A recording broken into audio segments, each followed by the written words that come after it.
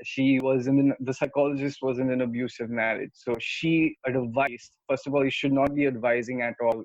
Like that's like therapy 101 or life coaching 101. You should not be advising somebody. But this lady who was in that abusive marriage would advise her client to go ahead and stay on in the abusive relationship that she was in.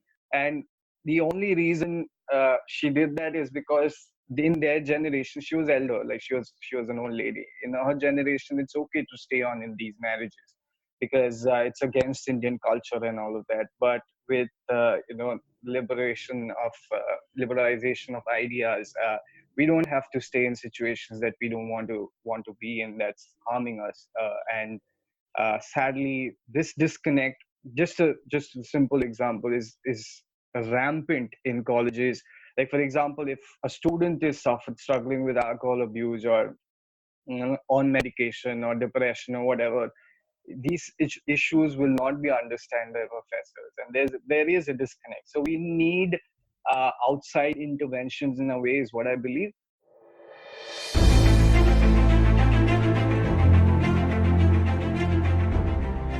Welcome to Intensify Humanity podcast. We bring the stories of ordinary human beings with extraordinary journeys. They have been grinded through life in terms of extreme challenges, guilt, shame, and things people cannot even imagine. All because they made a choice or decision in life. They are literally not just inspiring, but intensifying humanity through unconventional ways to such an extent that other human beings are inspired and pushed to live to their highest potential in life. I, Somdutta Sarkar, your host today, will bring about the story of one such human being. I hope you find this episode inspirational.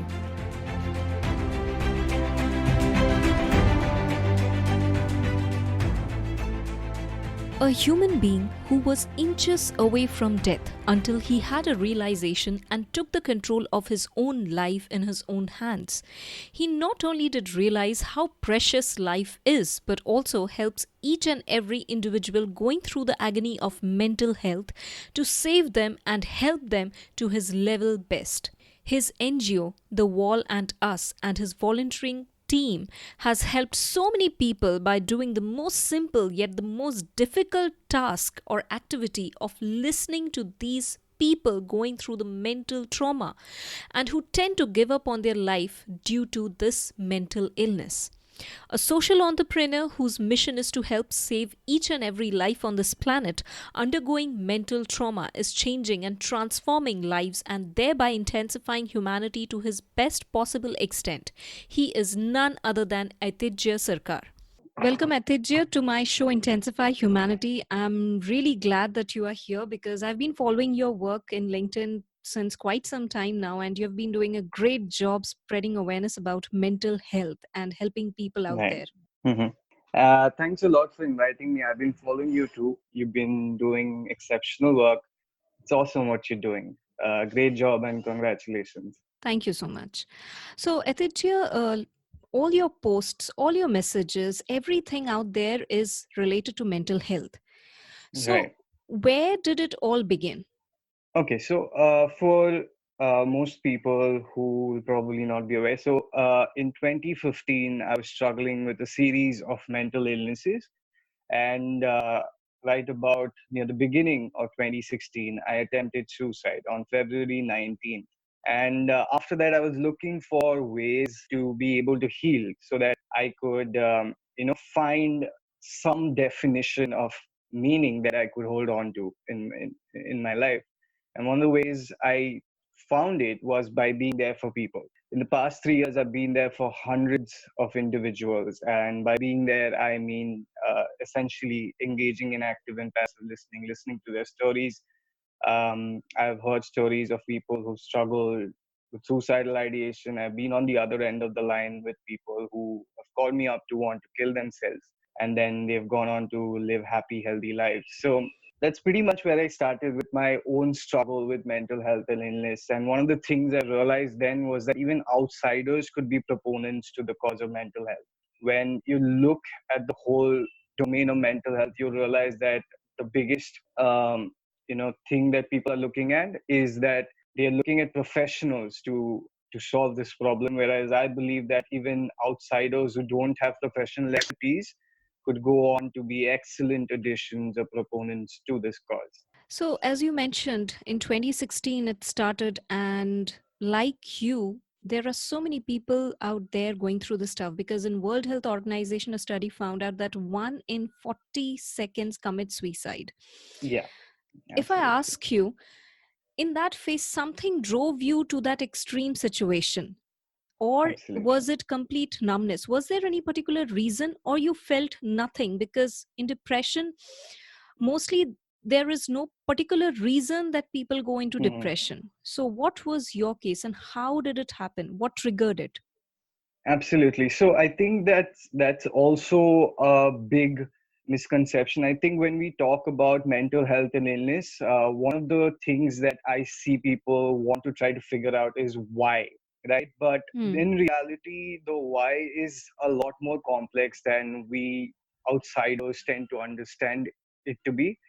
And in reality, it's a series of circumstances that gets you to the point where you don't want to live anymore, right? Nobody gets up one day and is like, I just want to kill myself today. It's a series of things that gets you to that point. So at that time, other than my own circumstances with my own life, I was also abusing alcohol, and I was drinking a lot then. And by drinking a lot, I mean I would wake up, drink in the morning, and end with a drink at night. And I was also put on medication for depression, anxiety, and all of these other hosts of illnesses that I had. And I started mixing it with alcohol. And it got to such a point where I started hallucinating. I also had visual and auditory hallucinations. So it got to a point where I started hallucinating in broad daylight. And because I wasn't able to get sleep, um, I think I had lost my grip on reality, to be honest.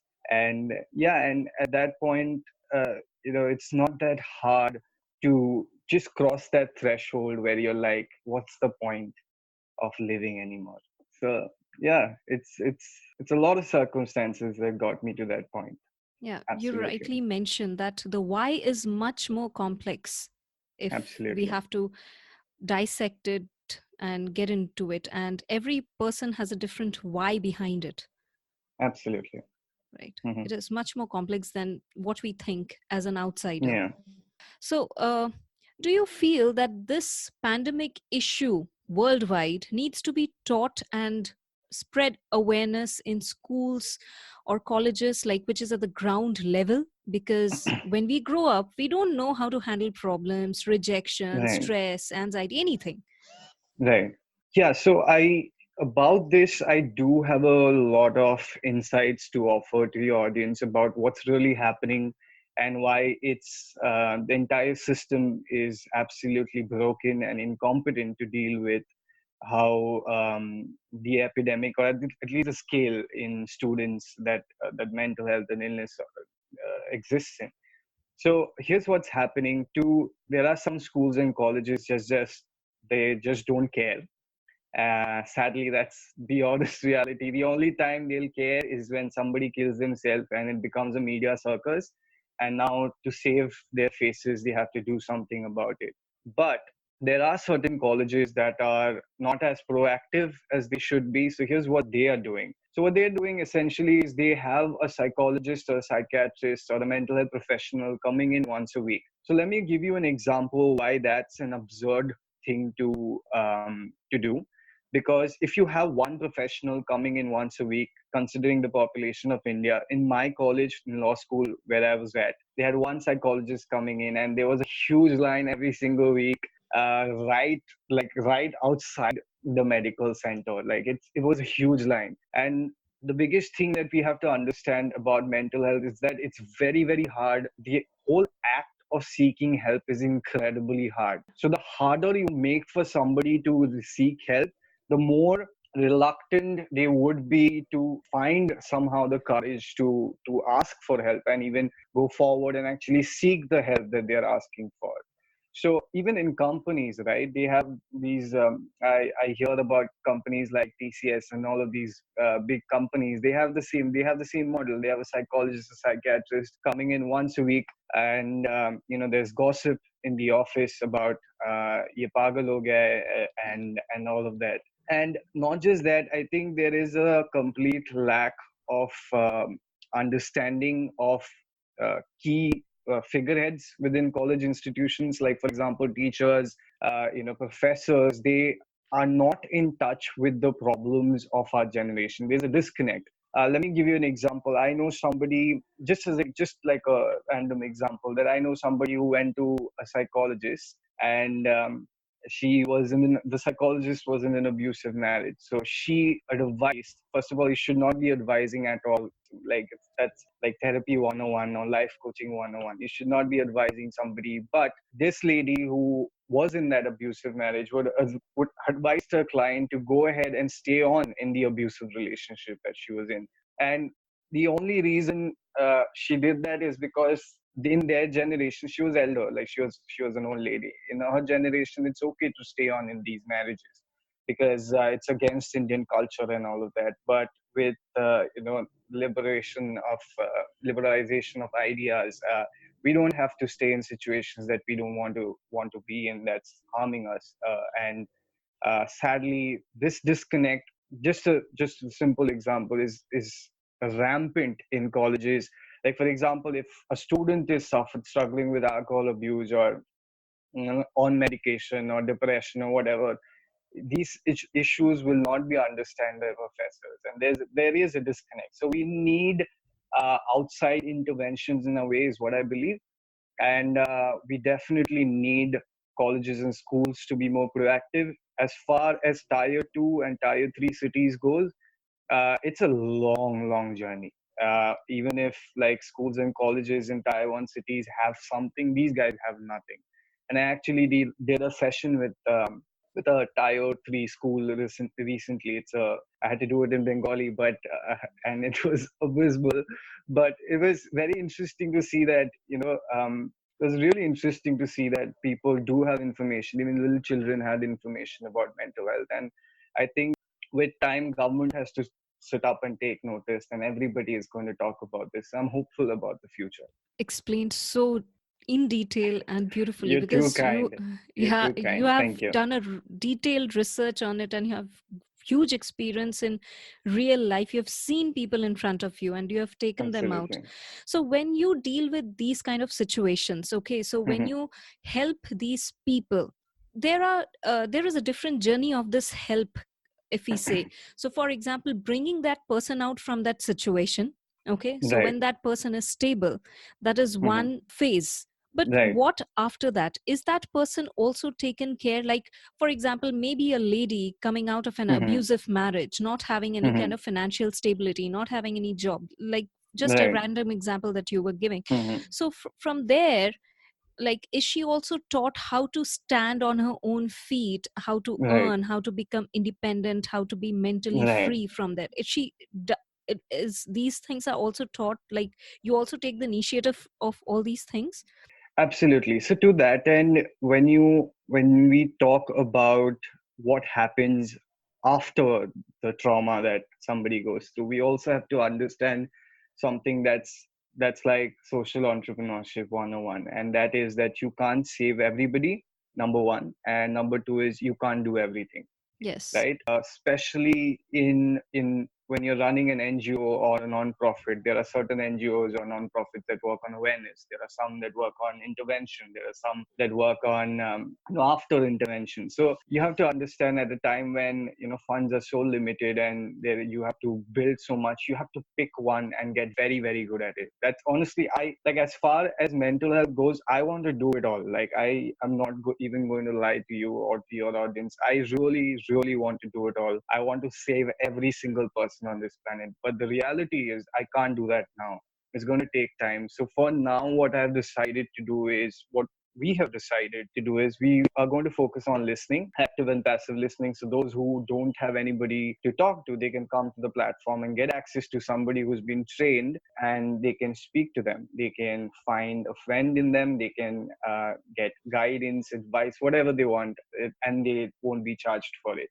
With time, as far as our recent objectives go, we have two things to this. Is one is the platform, and the second is the Safe Space initiative, which is basically people getting and together and talk about whatever they're going through. So more like a support group, and we want to establish this in schools, colleges, and corporate houses maybe later on. So those are the two objectives that we are immediately focusing on. And as far as this couple of 3 months, we're going to be only focusing on listening. And with time, I hope that we can go ahead, and with time we're going to focus on something called the Safe Space Initiative, and we want to set it up as independent, organized bodies in schools, colleges, because that's the easiest way I think we can scale such a model, I think you but are one hitting step at the a time. ground, I mean, the root of it, because listening is the first step to Absolutely. solve this thing. When people don't listen, they don't have anyone to talk to. Absolutely. So, And not just that, like there is also one other statistic that's less talked about when it comes to mental health. It is that, there are only 8 to 10,000 practicing mental health professionals in the country. And this is a country that World Health Organization rates as one of the worst places to be in when you have a mental health or illness. yeah. And where somebody commits suicide every 40 seconds, 56 million struggle with depression, 38 from anxiety. So it's a vast problem. And if you focus on professionals to be the only people who are going to be able to solve this problem, you are going to lose, because there's actual data that says in the next 2 decades we won't have the number of professionals matching up to the mental health demand. So when psychologists, volunteers, psychiatrists, these professionals are there, but also volunteers are there, of course, Yeah, organizations and all are there. Do you also think scientific techniques, the proven techniques like NLP, can also be useful to yeah, help these neuroscience. people come out of their stress, depression, and all these things? Absolutely. I will be very honest. I am okay with somebody using NLP to help somebody as long as they have a certification or enough experience to be able to back what they're doing. Because if you look at this, you like if I look at the end consumers of NLP coaches and also mental professionals, they are some of the most vulnerable people in the world. So if you don't have that level of expertise, I would be hesitant to Totally recommend understand, someone. because there are Yeah, many people who claim to be NLP experts but not. absolutely. But I have seen people from these kind of traumatic situations who are undergoing clinical depression treatment. They Okay. have been cured by NLP. So I'm Okay. asking because I've seen that in my eyes, in front of my eyes. And I think Right. that when the proper people take up this initiative, or at least contribute little bit of their, time and energy into it, a lot of people can be helped in that sector. Absolutely. I think that when it comes to mental health, just to add to your point, Yeah. that I think when it comes to mental health, you have to sit down and really ask yourself as a proponent of the cause that what do you want? Do you want profits or do you want impact? And the day you sit down and decide that, I think it's not going to be tough to scale your impact. It's going to be easy. So till now, in all your works, what is that? Any one particular incidents you remember which has been like life changing or eye opening for you? There are lots. I'm sure you've come across some stories of your own too, but the most incredible one, and the reason I say this is because it's publicly available.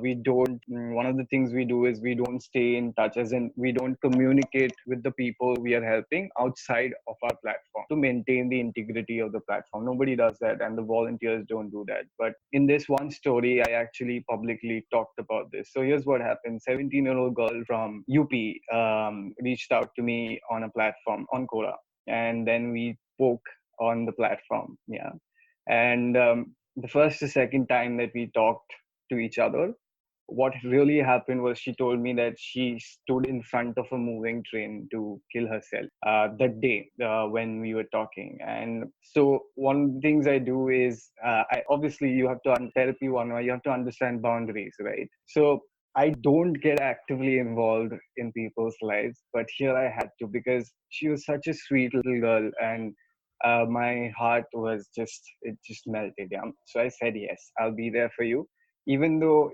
this is such a serious case. I did say yes, and she went on to score around 97.8% in her 12th, and now she's studying in one of the best colleges of the country.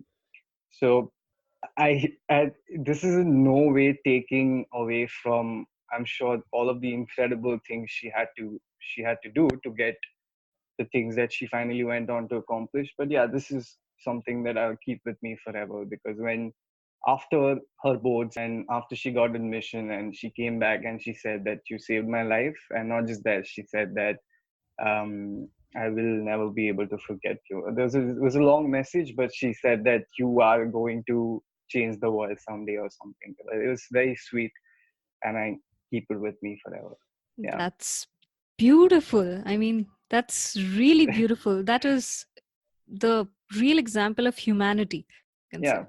My Yeah, volunteers, like, they deserve all the credit, to be honest. Like, they do this day in, day out. And the only reason yes, my stories get to be heard, like, it's unfair, but it's because I'm the mouthpiece of the organization. But I'm sure they'll have more such stories. They're of incredible course. people. Every story is important. And Yeah.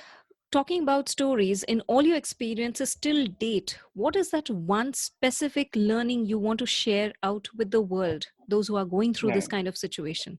Absolutely. I think as a society, we've been taught about pain all wrong. And especially for those who struggle with mental illness, I think the reason we're losing hope and faith is because we've been taught about pain all wrong growing up. Our social conditioning has, it's just made things worse. And the reason I say this is because I think that pain is something that demands to be felt, and as such, you should allow that demand to be met. So, and the reason I say that is because when you really truly feel what you're going through, then and you come out someday on the other side, hopefully when you do, then you remember where you come from. And when you remember where you come from, you can actually make sure that somebody else does not go through the same. Which is why I would say that, it's just, I sound like a broken record, but like that's why I keep saying that only the broken can heal. Yeah, because only when you know what it is to hurt, can you be there for somebody else and ask for nothing in return. And the reason I say this is because when you're struggling, when you're in pain, when you're in misery, when you don't find any way out, literally, I don't believe in the universe or the God, but if there was a universe like having a plan for everybody, or if there was a God looking over you, this this is why it grants you incredible strength to do all the things that the rest of the world can't ever do. So hold on to your pain because it makes you different. So, what Yeah. is your vision and mission in life? Um, I'll tell you. So I think that I am not supposed to be alive today. I wasn't supposed to be here with you, talking with you. And the only reason I'm still alive is because I am meant to solve the mental health crisis. And when I say, like, it might sound childish, but if I could say India, but I really mean the world. And as far as vision goes, in the next, that's my mission, like, to solve the mental health crisis across the world. And my vision would essentially, I would say that, I want to be the face of the mental health movement across the world. I'm So sure one I day don't you know. will, very Yeah, soon. Yeah, hopefully. Let's hope yeah. I get to. Yeah. Yeah. So another question which is coming to this point. So when you were in that extreme situation of taking your life out, so Hmm. what changed your mind at that point of time? Hmm. Was it a thought? Was it somebody? Was it an incident? What was it? To be honest, about the nights, especially about the night, I don't talk about the night. But here's what I can tell you: there was somebody with me that night, Okay. and if that person wasn't there, I wouldn't be alive. And by so initially when I started, but after, like, I like the next day, it was horrible the next day. But on that night, I remembered popping like around 16 to 20 pills. But by like later through the years, I was told that it was around close to 30 to 50. So I would have done it if she wasn't there. I would not be alive. No chance. Yeah. So I could say something really nice and motivational, inspirational, but it's just not that. I was just lucky. And that is what drives me, because I know that not everybody is that lucky. So when you come out of there, it's just, I just look back and I realize how lucky I was. And not everybody is that lucky. So that's I, also a reason that drives me.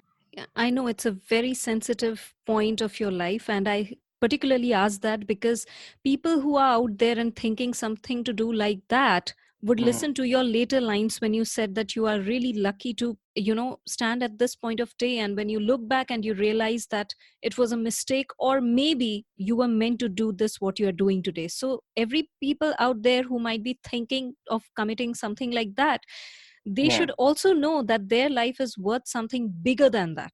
So my point of asking that sure. question is, Hmm. Absolutely. yeah, I get it. yeah, Yeah, I get the intention. Absolutely. right. But Thank it's you just so that, much for sharing yeah, that. yeah, the pleasure was mine. I just, with suicide, it's just like so complicated. So it's really hard to, quantify X or Y, or, talk about a point that changes everything. And when I look at the literature that's available online, the media that's available online, that's the message that constantly is being put out, that there is going to be this one fabulous moment and everything goes on to be perfect. And that breaks my heart, because I can imagine Oitijo 3 years ago looking at that and rolling his eyes, like, jab tak matlab, like right till it reaches his brains, because that's how it sounds. So that's what I hope to change. We need more vulnerability when we talk about stories. Yeah, Yes. Vulnerability is something that people should embrace. It will give absolutely, courage, right? absolutely.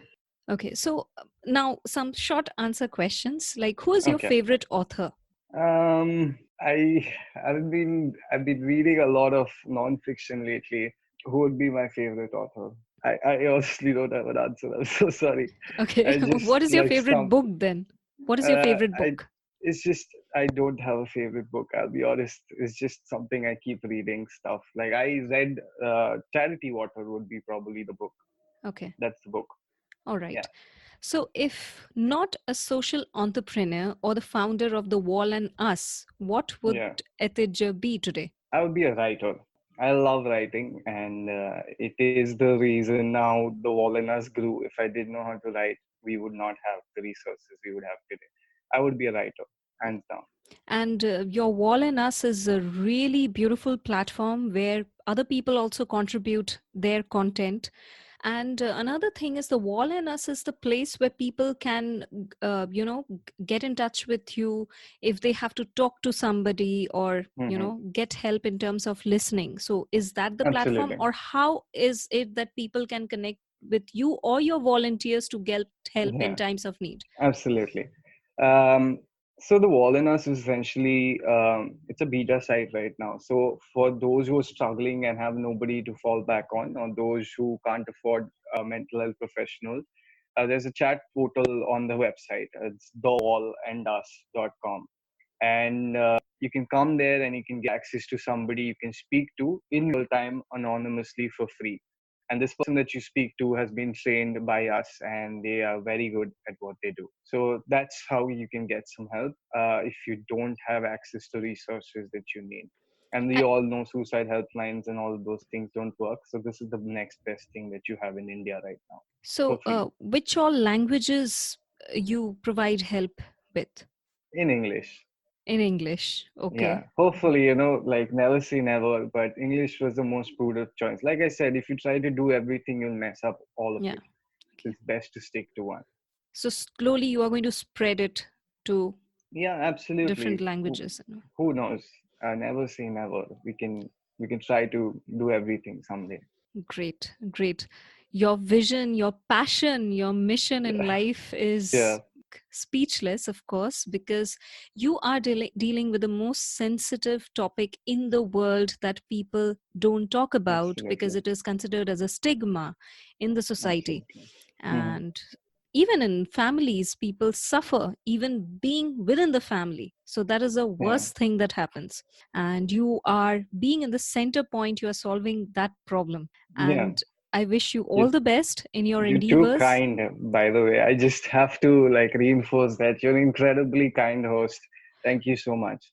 Thank Yeah, you. And I enjoyed talking with you. Not just enjoyed, I got lots of insights. And I'm sure our listeners out there have got lots of insights and at least got to know that there is nothing in life to give up, come what may. absolutely, So thank you absolutely. so much for being so transparent and sharing your story with us, your The pleasure was contributions. mine. And thank you again, once again. You're welcome, and thank you so much for inviting me because it's an incredible honor to be asked to share your story. Thank you so much, Somdutta. I hope you know that I really appreciate it. Thank you. Thank you, Yeah. Aitijya, and all the best. So all the best to you too. Thank you. Yeah. Thank you so much for tuning into my show. That was Aitijya, a social entrepreneur and educator, a living example of how a life can be saved, changed, and given hope to do the best possible things in life, and how mental health is just like any other illness and needs to be treated with equal respect and care. I hope you found this episode inspirational.